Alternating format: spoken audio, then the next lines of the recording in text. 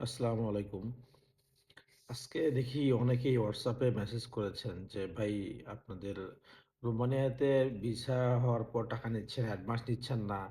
আপনারা জামানতের কথা বলছেন। আমরা সিলেটে বিয়ানীবাজার একটা ফার্মেসি আছে, আপনারা অনেকে চেনেন। ওই ফার্মেসিতে আমরা টাকা রাখতে বলি যে, আপনারা জামানত দেবেন। যদি আপনারা অনেকে তো অ্যাডভান্স নিয়েই কাজ করে না। আর আমরা জামানত রাখতে বলতেছি। মানে আপনারা থার্ড পার্টির কাছে টাকা রাখবেন, ভিসা হবে, টাকাটা ফুল টাকা সেখানে রাখবেন। ১ম এ স্টেপ বাই স্টেপ। ১ম এ ৳১,০০,০০০ রাখলেন। এরপরে যখন ওয়ার্ক পারমিট আসবে তখন ৳২,০০,০০০ সেখানে রাখবেন। এরপরে ভিসা যখন স্ট্যাম্পিং হয়ে যাবে, ফুল টাকা তাদের কাছে রাখবেন। তাদের কাছ থেকে আমরা বুঝাই নেব। ভিসা স্ট্যাম্পিং হয়ে গেলে তাদেরকে বলবেন, "ভাই ভিসা আমরা হাতে পেয়েছি, আপনারা টাকা দেন।" টাকা দিয়ে দিলে আমরা আপনাদেরকে পাসপোর্ট দেব, টিকিট দেব, ফ্লাই করায় দেব।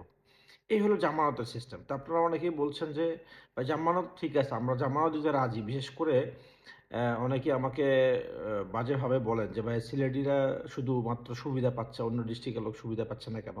আমরা যদিও পর্তুগালের ব্যাপারটা নিয়ে সিলেটিদের নিয়ে মেনশন করে বলেছিলাম। এখন রোমানিয়ার ব্যাপারে আমরা সিলেটিদের মেনশন করছি না। কিন্তু সিলেটিদেরকে আসলে না আনলেই না এখানে। সিলেটিরা একমাত্র ব্যক্তি যারা বিদেশে যাবেন, এরা জামানতের বিষয়গুলো সহজে বোঝেন।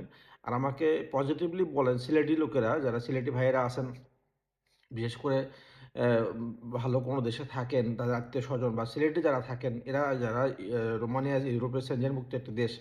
তো পর্তুগালের জটিলতার কারণে তারা রোমানিয়া যেতে চাচ্ছে। তো রোমানিয়াতে তারা যাবে, ভিসা হওয়ার পর টাকা দেবে। জামানতের ক্ষেত্রেও কোনো প্রবলেম নাই। কিন্তু অন্য ডিস্ট্রিক্টের লোক জামানত জিনিসটা বোঝেনই না।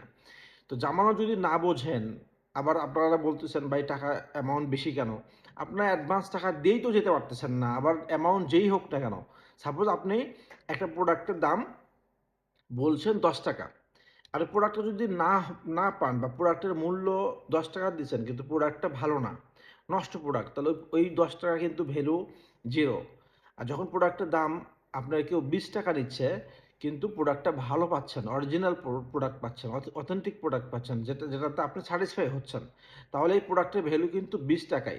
আপনিও স্যাটিসফাই হচ্ছেন। তার মানে আপনার এই ভ্যালুটা এক্সাক্টলি মানে পারফেক্টলি হয়ে গেল। আর যখনই প্রোডাক্টের দাম আপনি কম নেবেন কিন্তু প্রোডাক্টটা ভালো পাবেন না, প্রোডাক্টের মান ভালো না, সেক্ষেত্রে আপনি স্যাটিসফাই না। তো ওই ৳১০ মূল্য কিন্তু ৳১০ থাকলো না। ওটার মূল্য এখন 0 হয়ে গেছে। তো রোমানের ব্যাপারটা আপনারা জানেন যে বাংলাদেশে এমন কোনো এজেন্সি এখনো নাই, যারা ভিসা হওয়ার পর বা পৌঁছার পর এরকম অপশন, আমার পৌঁছার পর অপশন নাই এখানে। ভিসা হওয়ার পর অপশন রয়েছে। সো আপনারা জামানত দেবেন, থার্ড পার্টির কাছে জামানত দেবেন। আর যারা জামানত জিনিসটা বোঝেন, তারা আমাকে শুরু থেকেই বলছেন যে, বা যেহেতু জামানত দেব সমস্যা নাই। কিন্তু অ্যামাউন্টটা অনেকে বেশি মনে হচ্ছে। বিশেষ করে সিলেটের বাহিরে যারা, তারা জামানত জিনিসটা বোঝেনই না। সো তারা আমাকে, যারা জামানত বোঝে না তারা আমাকে ফোন দেবে না। সিলেট এই যে ফার্মেসির কথা বলছি, এই ফার্মেসিটা পুরা বাংলাদেশের মধ্যে যারাই ভিসার পর বা রিচ পেমেন্টের কাজ করে থাকে, এই ফার্মেসিতে টাকা রাখে। আপনার প্রয়োজন হলে সেখানে গিয়ে আশেপাশের দোকান থেকে খোঁজখবর নেবেন, এরপর জামানত রাখবেন।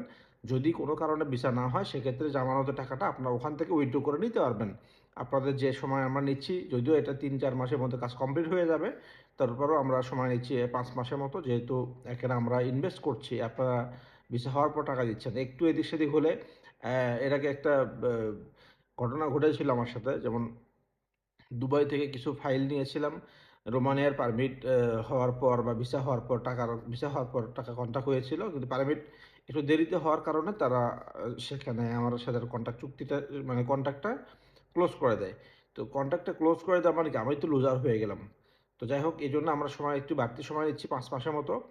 এখন এই মুহূর্তে ফাইল নিচ্ছি শুধুমাত্র কুয়েত থেকে, সংযুক্ত আরব আমিরাত থেকে এবং বাংলাদেশ থেকে। আপনারা মিডল ইস্টের অন্য দেশ থেকে যারা ফাইল দিতে চান, তারা ওই দেশ থেকে আমরা যদি না নেই, সাপোজ কুয়েত থেকে এবং সংযুক্ত আরব আমিরাত থেকে না হলে, মিডল ইস্টের অন্য দেশ থেকে হলে, সেক্ষেত্রে আপনারা বাংলাদেশ থেকে বাংলাদেশ থেকে যেভাবে এপ্লাই করে ইন্ডিয়া থেকে, সেভাবে আপনারা এপ্লাই করতে পারবেন।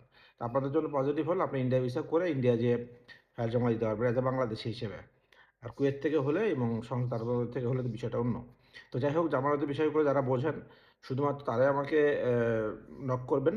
আদারওয়াইজ এত নক করে তো লাভ নেই। সাপোজ আমাকে আজকে ধরেন আ ৫,০০০ লোক আমাকে মেসেজ দিছে। ৫,০০০, আরো বেশি হইতে পারে। এক্সাম্পল দিচ্ছি। তো ৫,০০০ লোক, আমি কিন্তু ৫,০০০ ক্লায়েন্টকে বিদেশ পাঠাবো না। আমার লোক দরকার ধরেন ১০০ লোক। তো ১০০ আর কোথায় ৫,০০০। তো তো আমার কথা হলো যারা জেনুইন মানে যে যারা জিনিসটা বোঝেন জামানতের বিষয়টা এবং অ্যামাউন্ট বেশি হবে, ভালো লাগলে আসেন, না হলে নাই। টাকা জামানত রাখবেন, বিচার না হলে সেখান থেকে আপনারা টাকা উঠায় নেবেন। আপনার সাথে এগ্রিমেন্ট হবে, সেম এগ্রিমেন্টটা আপনার সাথে এবং ওই যেটা আপনার সাথে হবে ওই এগ্রিমেন্ট কপিটা আপনাকে দেবো এবং ফার্মাসিতে দেবো। এই প্রসেসেই আমরা কাজ করে থাকি মূলত। বেলারুশের ক্ষেত্রেও সেম, ভিসা হওয়ার পর এবং বেলারুশের ক্ষেত্রে রিস্ক পেমেন্ট অপশন আছে, যেহেতু পেপার ভিসার উপর বেস করে ফ্লাইট হয়, কোনো কারণে মিস হইতে পারে, এই কারণে আমরা রিস্ক পেমেন্টের অপশন রেখেছি। পর্তুগালের ক্ষেত্রে আমাদের দুটো অপশনই রয়েছে, একটা হলো ভিসা হওয়ার পর পেমেন্ট আর একটা risk payment. By the way, এখন আপাতত রোমানিয়ার ফাইল নিচ্ছি নতুন করে। যারা রোমানিয়ার ফাইল দিতে চান দ্রুত যোগাযোগ করেন, আর যারা বেলারুশের জন্য ফাইল দিয়েছিলেন ধৈর্য ধরেন, ইনশাল্লাহ খুব দ্রুত আপনাদের গুড নিউজ আসবে ইনশাল্লাহ। আর পর্তুগালের জন্য যারা ইন্ডিয়া ভিসা করেছেন বা অ্যাপয়েন্টমেন্টের জন্য ওয়েট করছেন, তাদেরও গুড নিউজ ইনশাল্লাহ চলে আসবে, খুব ভেরি সুন চলে আসবে ইনশাল্লাহ। সবাই ভালো থাকবেন। আবারও সবাইকে, নতুন বাংলাদেশ গড়ছে, সো যেই দলে আসুক আমরা সবাই দোয়া করব যেন বাংলাদেশের সবাই নিরাপদে ভালোভাবে থাকে। ধন্যবাদ সবাইকে। আসসালামু আলাইকুম।